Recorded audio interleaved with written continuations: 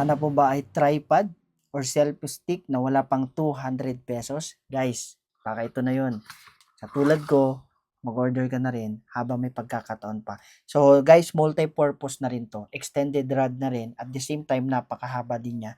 Lalo na, pwede mong gamitin pang selfie, pwede mong gamitin pang Zoom meeting, or at the same time, habang nagbablog ka, nagbi-video ka, pwede talaga sa pang content creator, lalo na sa mga beginner na content creator. So, napakahaba niyan guys. At ito yung pinaka remote control niya.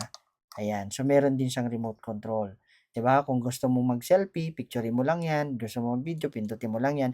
Siyempre, i-connect mo yung iPhone mo or yung cellphone mo, Android mo dito sa pinaka-selfie stick niya. So, ngayon, ayan. So, na-adjust 'yan guys. Na-adjust to. Ang kagandahan pa nito, pag gusto mo nang gamitin at saka i-bend mo na to, talagang napaganda ng quality niya.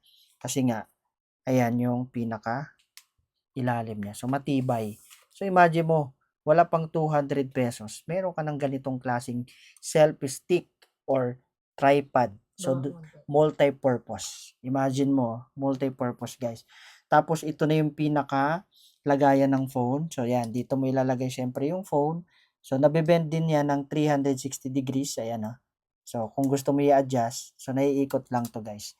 Naiikot lang yan. Tapos, dito mo ilalagay yung pinaka cellphone mo. So, may clip na rin siyang kasama. So, ano pang hinihintay mo?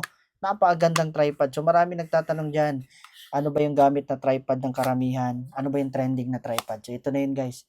Mura, matibay, quality. At syempre, dito lang yan sa TikTok. So, ano pang hinihintay mo guys? Ilalagay ko na yung link sa Yellow Basket para makapag-click ka na rin at makapag-check out ka na. And syempre, huwag mong kalimutan, follow for more. Thank you and God bless.